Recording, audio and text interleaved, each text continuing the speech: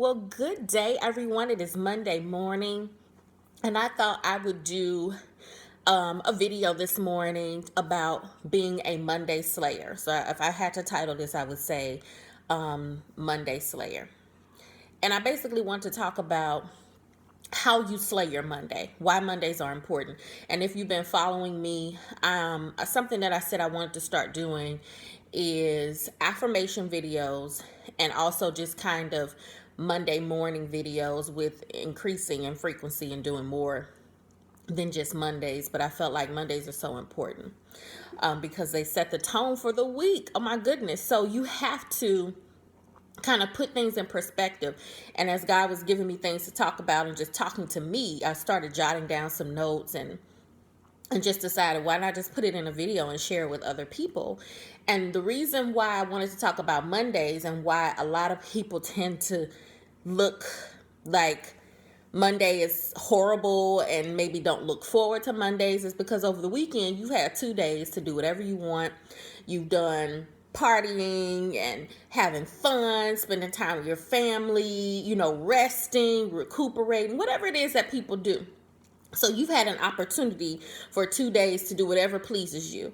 And now reality set in. It's Monday morning and you got to get back on the grind. And for millions and millions of Americans, they don't like their job. They don't look forward to getting up and doing what it is that they're doing. And I think that's pretty pathetic and sad.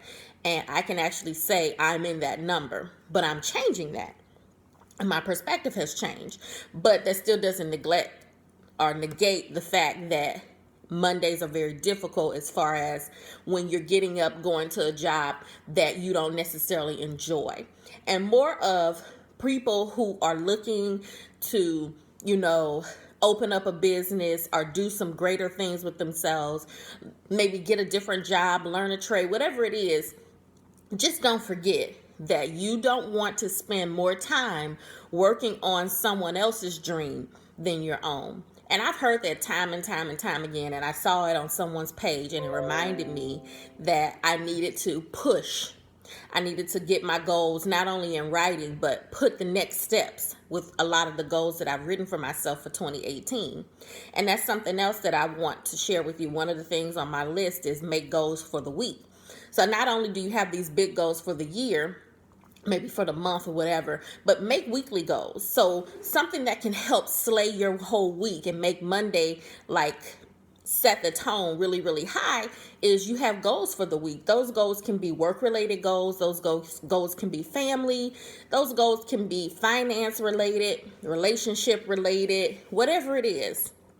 And make sure that you are achieving those goals. So, of course, if you only have 7 days to get the goal done, you want to make it an achievable goal. Something else that I have on my note is have a positive outlook. I try to really put my mind in perspective and look at the positive things. I try to say, okay, so this is Monday. I'm going to really push hard. I'm going to make sure that I do everything I need to do to set up to where by the time Friday comes, I've achieved my goals. I've prepared myself accordingly. I've looked at all the pros, the cons. I've prepared. That's the biggest thing. You're preparing. So you need to have a positive outlook. If you start your Monday doomy, gloomy, pessimistic, it sucks, it's raining outside, it's hot, it's cold, the traffic sucks, all these things that happen in life that we have no control over, but for whatever reason, people really let that bring them down. You need to stop it because that is not going to make you a Monday slayer when you're pessimistic. I can tell you that right now.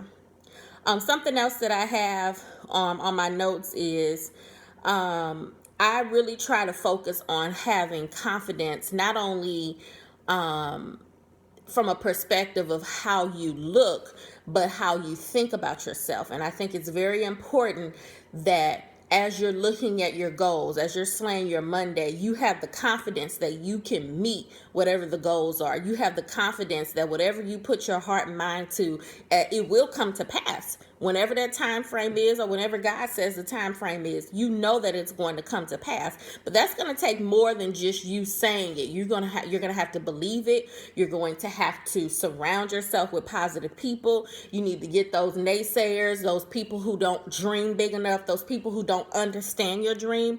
You're going to have to limit your contact. You're going to have to limit what you tell them.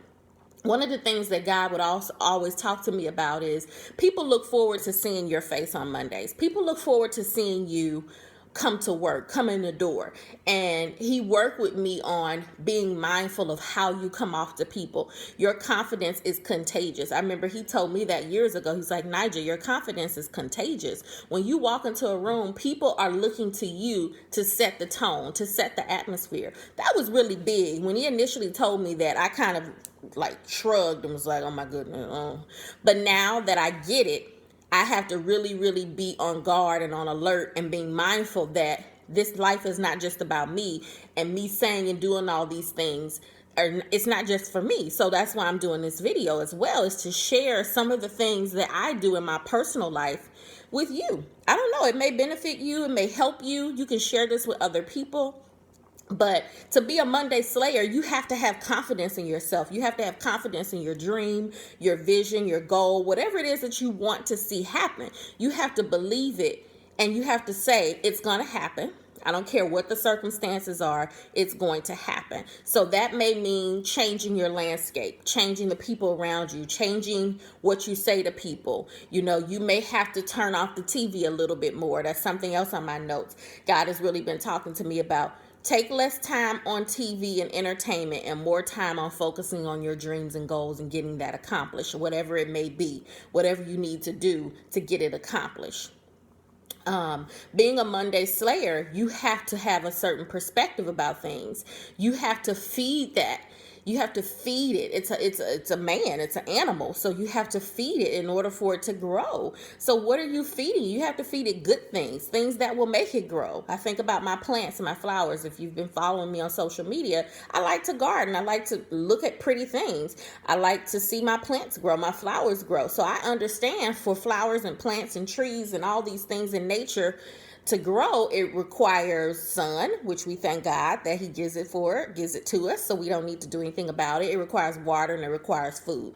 I'm responsible for the food because I go and get certain nutrients and certain things that I know will make the plants grow.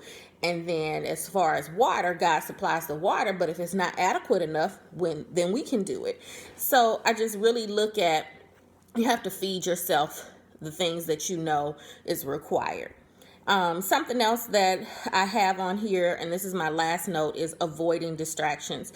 Distractions come in so many different forms. It's so incredible how small things that I did not necessarily see as a distraction, God was telling me, no, it is. It is, so you have to be on alert. You have to be discerning of things. Unfortunately, and this may come as a surprise to some people, but distractions can be your family. Distractions can be your children. Distractions can be your spouse, your parents. Distractions can be your job. Distractions can be you being in school because you think going to school is whatever it is. Or you may think, okay, I'm spending all this time to do this, and God may be telling you to go in a totally different direction. And so that's a form of distraction. It can be anything. These are just things I'm just throwing out there.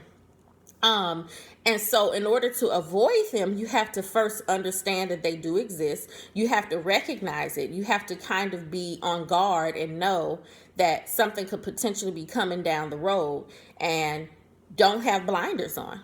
Basically. So to be a Monday slayer, those are some of the things that I do that I have to really, really focus on, and that I put pen to paper. And just quickly, because I want to wrap this video up, there are 2 books that I'm currently reading that have been really phenomenal and has really gotten me to focus more on my dreams, to push my dreams into reality. And one of the books is called Dream It, Pen It, Live It.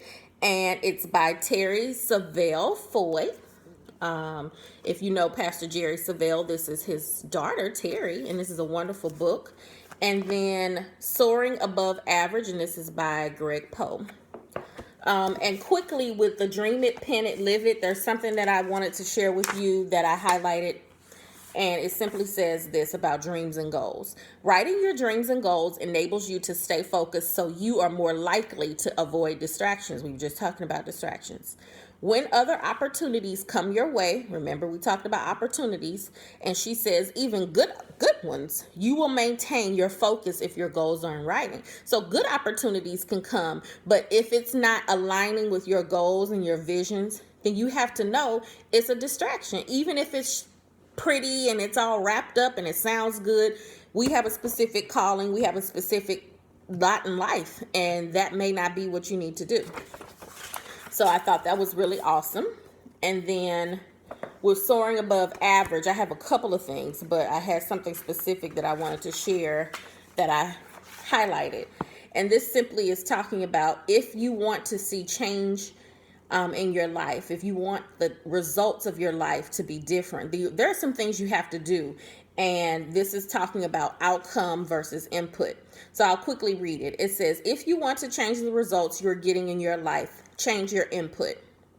If you are spending 40 hours a week watching television, it has gotten you to where you are.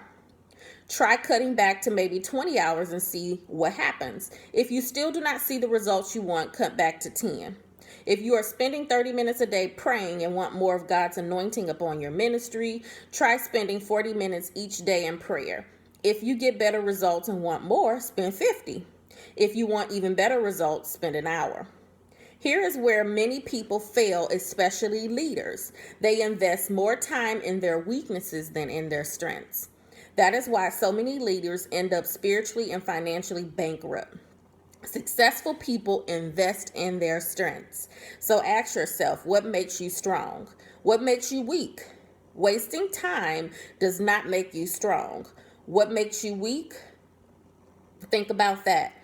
When you waste time doing non-productive things, you are investing in your weaknesses. Everyone must invest time in rest and relaxation. So remember I talked about how the weekend you tend to rest more. Family vacations, personal time, and time of doing nothing. Plan your time, but do not waste your time. So those are two things that I wanted to share that I read over the weekend that I felt like were really good aha moments, and I wanted to share with you. So again, this is Nija, Naturally Nija J, and I just want to share with you some things that I do to make me a Monday slayer. All right, thanks for watching, guys. Don't forget to subscribe to my channel on YouTube, Naturally Nija J.